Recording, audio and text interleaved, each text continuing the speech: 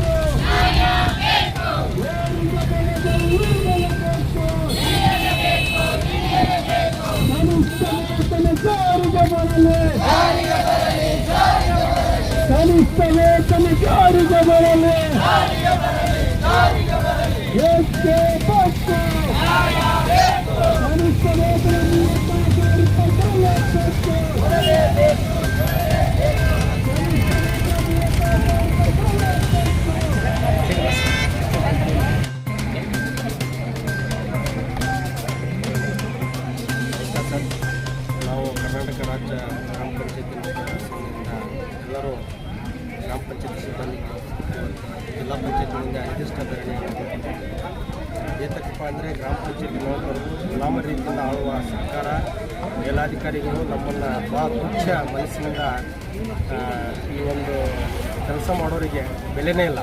ಗ್ರಾಮ ಪಂಚಾಯತಿ ಮಟ್ಟದಲ್ಲಿ ಒಂದನೇದು ಸಂಬಳದ ಕೊರತೆ, ಪಂಚಾಯಿತಿಯಲ್ಲಿ ನೌಕರಿ ಮಾಡ್ತಕ್ಕಂಥ ನೌಕರರ ಸ್ಥಿತಿ ಭಾಳ ಗಂಭೀರವಾಗಿದೆ.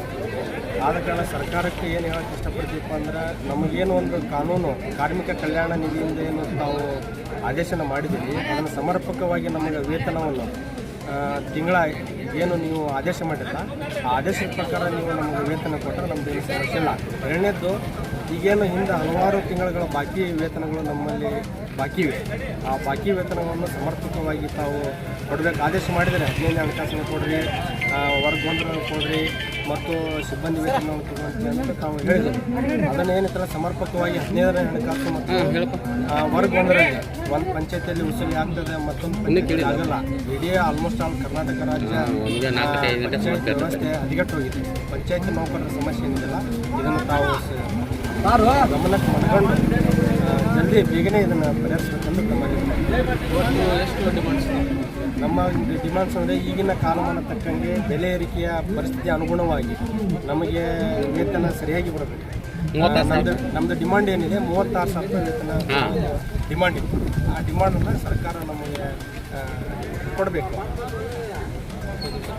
ಅದರ ಜೊತೆಯಲ್ಲಿ ನಮಗೆ ನಮ್ಮದೇ ಆದಂಥ ಒಂದು PF, ESI ಮತ್ತು ನೌಕರರ ಭದ್ರತೆಗಾಗಿ ಏನಾದರೂ ಒಂದು ಸರ್ಕಾರ ಯೋಜನೆ ರೂಪಿಸಿ ಎಲ್ಲ ಕಾರ್ಮಿಕ ವರ್ಗದವರಿಗೆ ತನ್ನದೇ ಆದಂಥ ಈ ಕಾರ್ಮಿಕರ ಕಲ್ಯಾಣ ನಿಧಿಯಿಂದ ನಮಗೇನು ಸವಲತ್ತನ್ನು ಎಲ್ಲವೂ ಸವಲತ್ತನ್ನು ನಮ್ಮ ಗ್ರಾಮ ಪಂಚಾಯತಿ ನೌಕರಿಗೂ ಕೂಡ ಕೆಲವಷ್ಟು ಆದೇಶಗಳನ್ನು ಮಾಡಿ ಹಾಕಿದ್ದೀರಿ. ಆದರೆ ಇಂತಿಂಥವರಿಗೆ ಇದು ಅಂತ ತಾವು ಏನು ಕಾನೂನುಗಳು ತೋರಿಸಿರಲ್ಲ, ಅದನ್ನೇ ಸಮರ್ಪಕವಾಗಿ ನಮ್ಮ ಕಾರ್ಮಿಕ ಕಲ್ಯಾಣ ನಿಧಿಯಿಂದ ತಾವು ಆದೇಶ ಮಾಡಿರಲ್ಲ, ಅದನ್ನು ನಮಗೆ ವೇತನ ಸರಿಯಾಗಿ ಪಾವತಿಸಬೇಕಂತ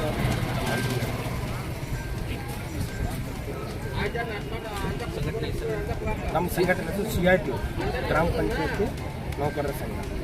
ನಮ್ಮ ಹೆಸರು ದಸ್ತಗೀರ್ ಸಾಬ್ ವಾಲಿ. ನಾನು ಸದಸ್ಯ. ಗ್ರಾಮ ಪಂಚಾಯತಿ ನೌಕರರ ಸಂಘಕ್ಕೆ ಏನೇ ಬರಲಿ ಜಿಂದಾಬಾದ್ ಜಿಂದಾಬಾದ್ ಜಿಂದಾಬಾದ್ ಜಿಂದಾಬಾದ್ ಏನೇ ಬರಲಿ